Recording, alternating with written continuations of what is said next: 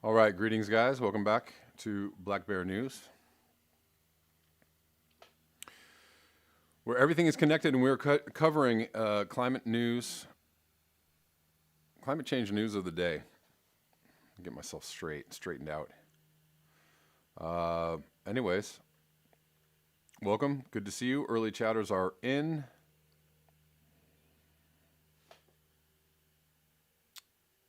Everybody is here, I believe.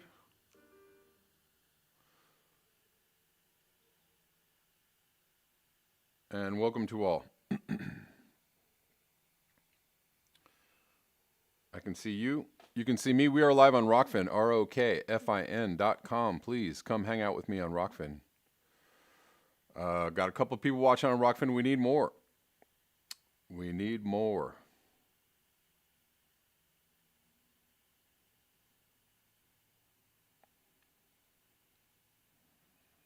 Anyways, guys, good to see you.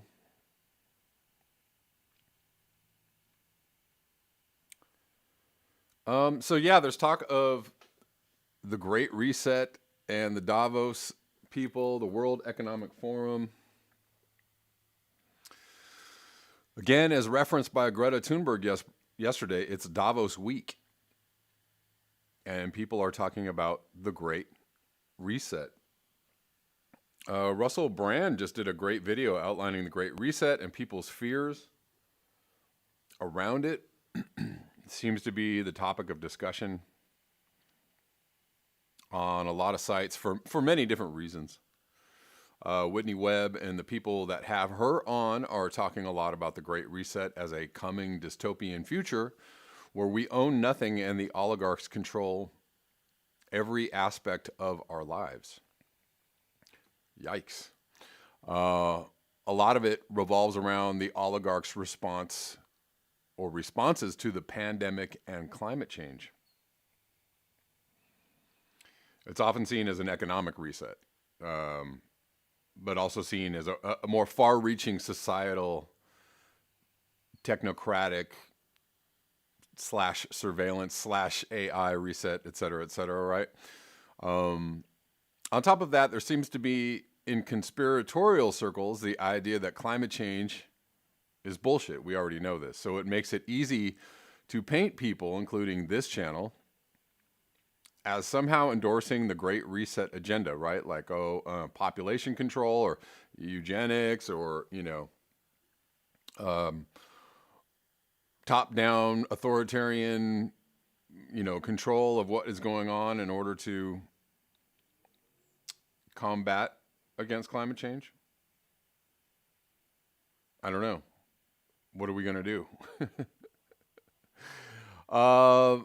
Yeah, they see some people, including this channel, as somehow endorsing the Great Reset agenda because we are talking about logical, real responses to climate change and not necessarily those technocratic, authoritarian, oligarchical responses.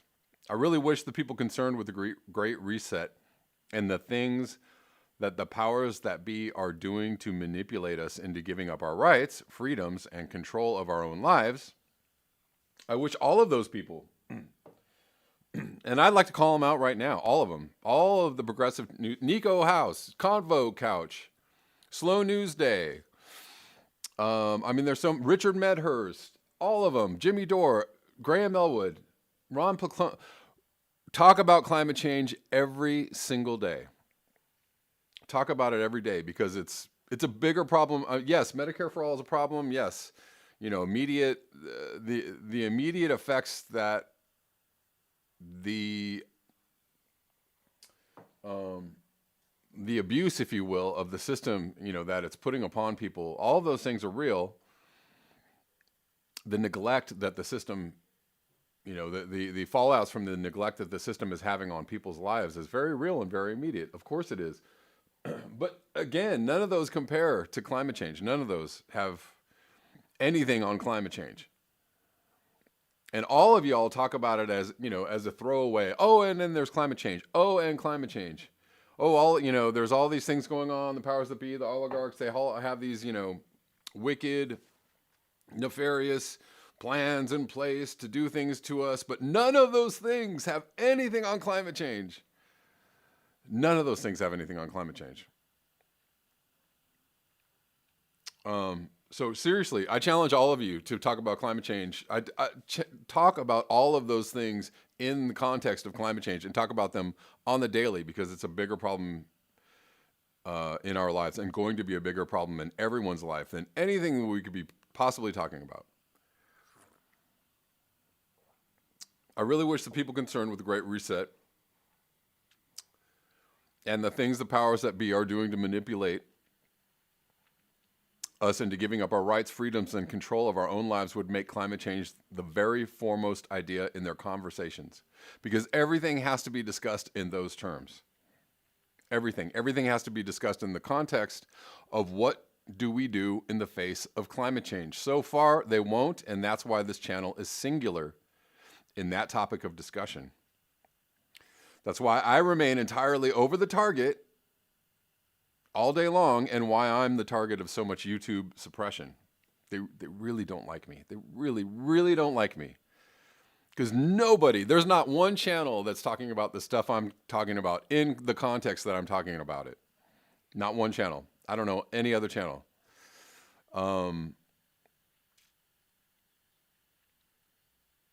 If all of these other podcasters and journalists would focus their message around climate change, we could knock the deniers and doubters and soft deniers out of existence. And we could start to have real conversations about the best responses to climate change instead of the insane ones that the Davos crew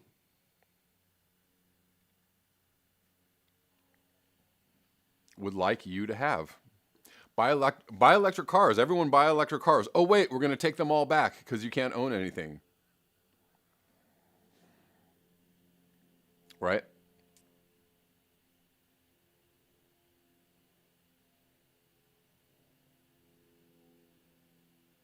How about a brand new idea to help counter climate change? Like this.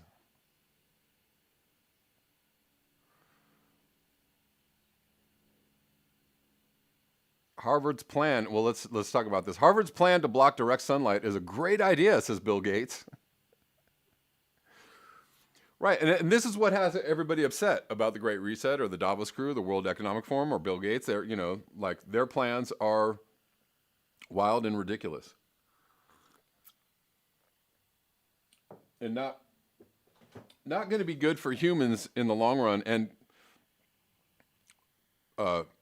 even more important, not going to be good for the planet.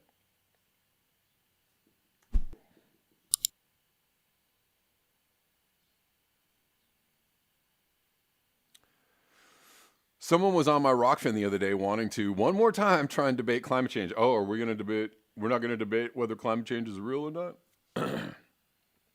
And I don't, I'm not trying to be dismissive or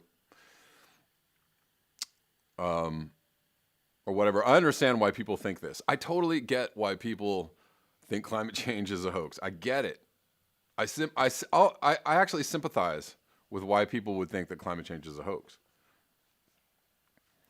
Even though I'm frustrated as hell by climate deniers, because, it's one of those things. It's just so obvious. The evidence is just so obvious. But I get why they're skeptical of anything the government and media tells them. I get it. We are lied to 24/7, manipulated 24/7. So why wouldn't they lie to us about climate change?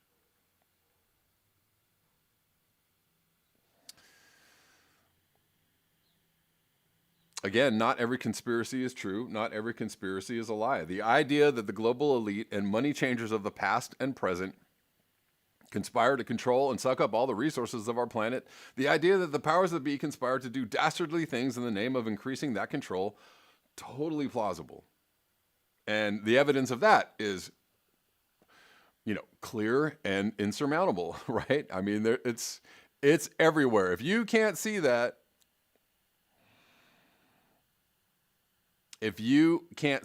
I don't know. I don't know what you're paying attention to.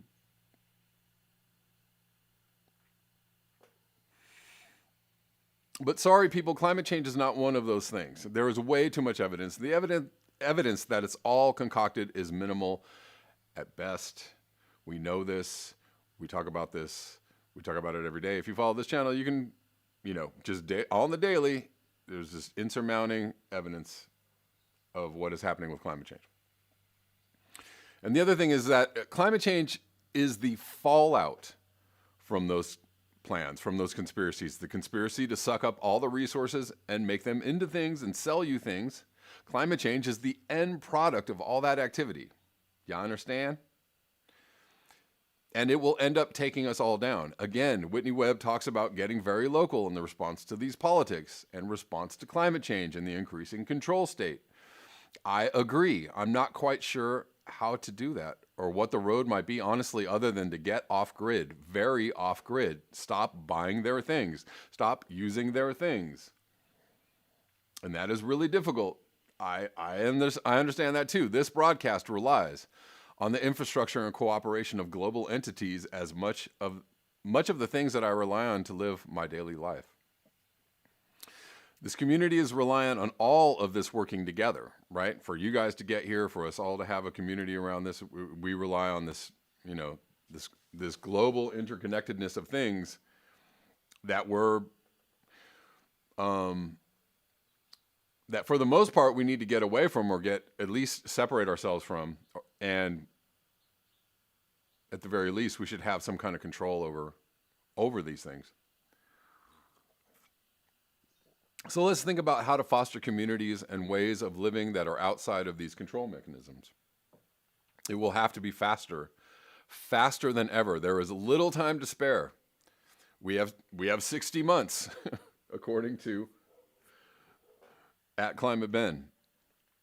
In the end, climate change is the Great Reset. Climate change is the Great Reset. Nature is resetting the shit out of the planet. So, you can, however much you want to focus on the evil doings of the peoples and the perpetrators and the conspirators and the oligarchs, I get all that. I'm totally with all that. I'm down with that. But what you don't understand is climate change is the Great Reset. It will define everything about our future, whether you accept it or not. You can make your own Great Reset happen instead of leaving it up to the oligarchs, right? Reset your own life. You can decide on your own future, but first you have to understand what's even happening. So thank you for being here and being a part of getting to the bottom of what's happening with me.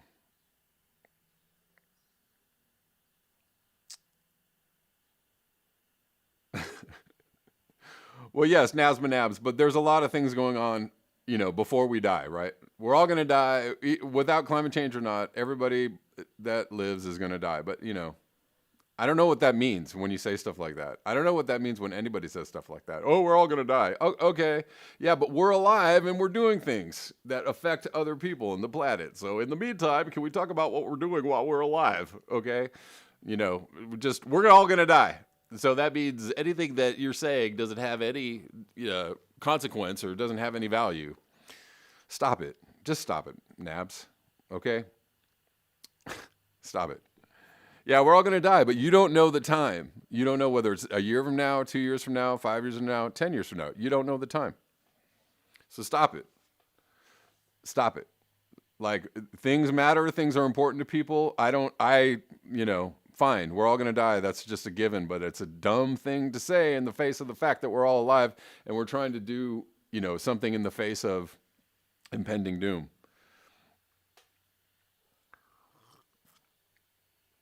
Right? So yes, I reject your nihilism. It's like, whatever. Okay. Yeah. Oh, and we know that. And moving on, can we talk about things that are important and things that are necessary? Do the Cartman voice. Now I can't do the Cartman voice right now. I'm not feeling Cartman at the moment. Anyways, that's the basic gist of what I wanted to say today.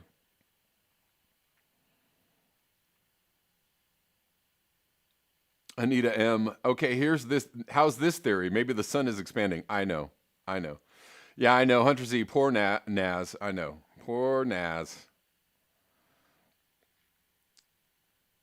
I'm so mean, Hunter Z. Or Zed or whatever. I'm so mean. I'm such a mean guy. I don't know. Anyway, so what? We had some serious rain, and it had some consequences. We had an atmospheric river. Had you ever heard the term atmospheric river before 2 years ago?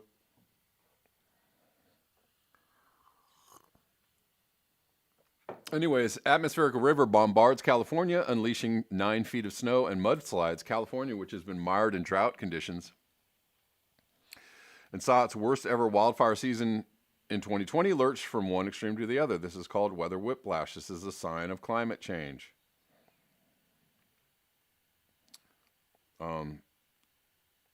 These are not directed energy beams. Snow falls at a rate of 2 to 4 inches per hour in Mammoth Lakes on Wednesday. The Big Sur overflows its banks Thursday after excessive rainfall from storms along the central California coast. Slow-moving atmospheric river, which is a narrow corridor of fast-flowing air containing high volumes of water vapor, moved over northern and central California. Again, with climate change, there's a lot more water vapor in the air. Dumping as much as 16 inches of rain, as well as snowfall measuring between 4 and 9 feet in the Sierra Nevada.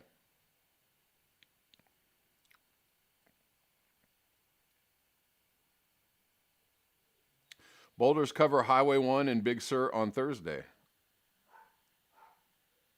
Truck makes its way along a river road near Salinas in Monterey County on Thursday. Heavy rains have caused mudslides and flooding in the area. Atmospheric rivers are responsible for much of California's winter rains, but they can be extremely hazardous, especially when excessive rain falls on burn scars from recent wildfires. 5 of the state's 6 largest wildfires on record occurred last year. Estimated rainfall totals over this area. A strong atmospheric river such as this one can transport an amount of water vapor that's equivalent to 7.5 to 15 times the average flow of water at the mouth of the Mississippi River, according to the National Oceanic and Atmospheric Administration. Many of the areas that saw this extreme rainfall this week were burned just months ago. New vegetation has not yet taken hold, making the areas ripe for mudslides.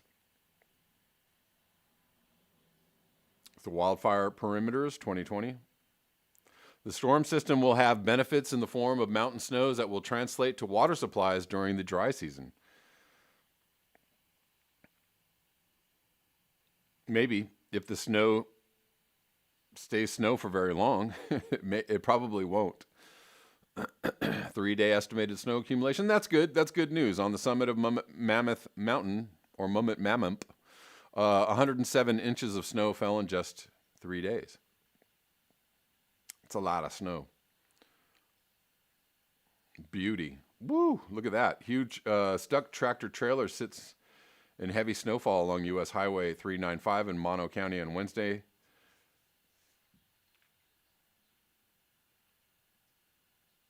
Yeah. The big factor in that is, will the snow stay snowy very long? The storm also caused wind damage and even brought snow low enough to coat the ground in much of Sonoma County, which rarely sees significant snowfall. Yeah. You think Californians know how to drive in the snow? How about not at all? Not at all. Ouch. A tree limb crashed into this woman's house in Sacramento. Also, there's news that 2 homeless people died in Sacramento from exposure. Can we get homeless people homes and shelter? Studies show that as the climate warms, California is more likely to see similar precipitation whiplash events. Of course.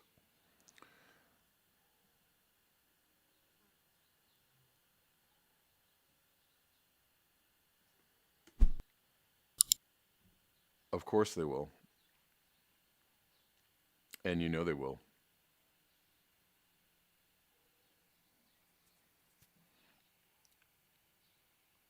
Um,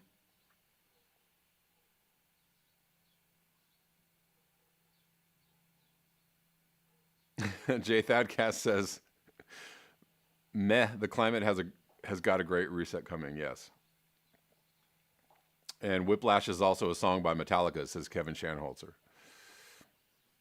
In case y'all Metallica fans.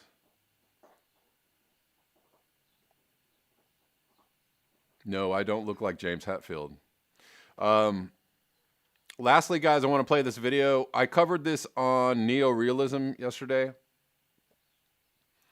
Roger Hallam tweeting out, shouting out, kind of trying to get people to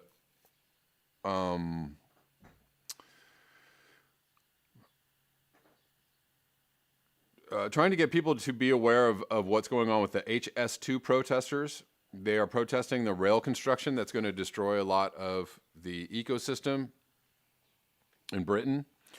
And so these people in protest have dug tunnels under the Euston Station.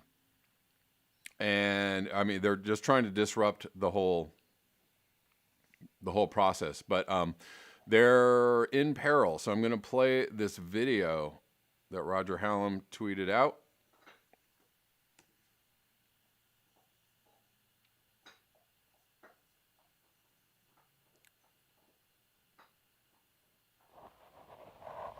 So we urgently need people's help. We need people to really shout out and get HS2 to do the right thing. They've made our tunnel unsafe. They've stopped the water control that we had in place where we were catching the rainwater off the roof, and they've taken that away, and that means we've just been inundated with water in the tunnel. And so they need to make it safe and control the rainwater like we did. They also need to help us make the tunnel safe again. We are now not getting the air supply that we need to our tunnel. We've got an inundation in our tunnel. We're trying to clear that, but they're stopping us from clearing it. They're not allowing the spoil and the water and the wet soil to go out so that we can shore up and make the tunnel safe. So they've created the problem with the water. Then they need to fix that, and they need to let us make the tunnel safe again and stop blocking it. Please do everything you can to put pressure on them. Contact the Health and Safety Executive, contact your MP, contact the media, just get this story out there. They are now endangering our lives yet again. They did that the other day when they dug too close to our tunnel from above. They've done it numerous times in this eviction. This eviction is not safe. The whole eviction should be cancelled and a proper review undertaken. Why are they breaching all of the guidelines, all of the health and safety standards? They're breaching them continuously. Right now it's an urgent situation. We've got an inundation in our tunnel. We haven't got the air supply that they need to supply to us. We're not going anywhere because we're in a climate and ecological emergency, but they have to do their duty. They're legally bound to not endanger our lives. They've endangered our lives. They need to allow us to make it safe again, and they need to play their part. Please do everything you can to help. All right. So I just wanted to shout that out and play that for you if you are in the area or if there's any way that you can support. I'm not going to play this again. Any way that you can support these protesters. I'm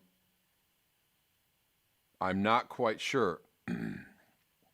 Also, giving you all, shouting this out. This is happening very, very soon. This is today.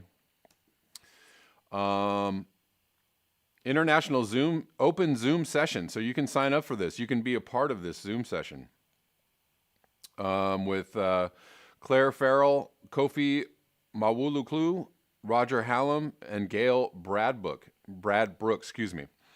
called Creating a Culture of Openness and Movement Embodiment of XR's Core DNA. So if you guys want to be a part of this Zoom session,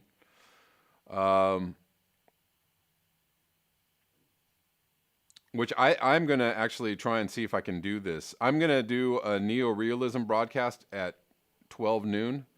This happens at 12 noon my time.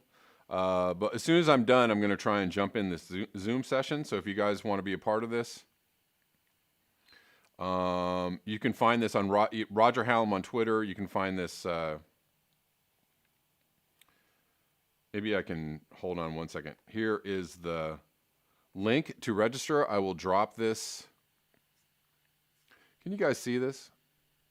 I guess you can. I'm going to drop this in the chat. Here you go. Here's the link.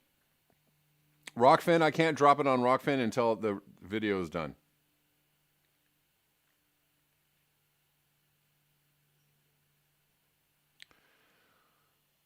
It did look, Kuro Hikes, that did look like a hostage video. Hostage video. Scott Andrews says, 2021, I predict more activism and protests. Yeah, all kinds of protests and activism are happening in the streets and on the internet. And we need all that activism to happen on all those platforms and all those places. All of those protests, all that activism is necessary and valid in the streets and on the internet, and it needs to happen in both places.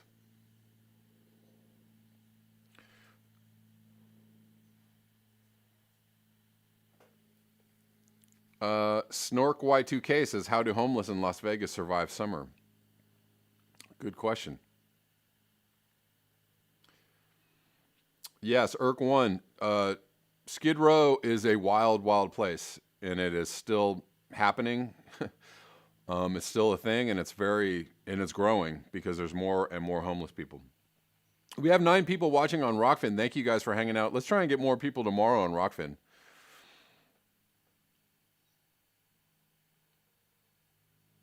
Kevin Chanholzer, Jay Thadcast, Ken Greenfield, Snake, 1974, and Poppy Davis. Thanks, guys, for hanging out with me on Rockfin. You rock.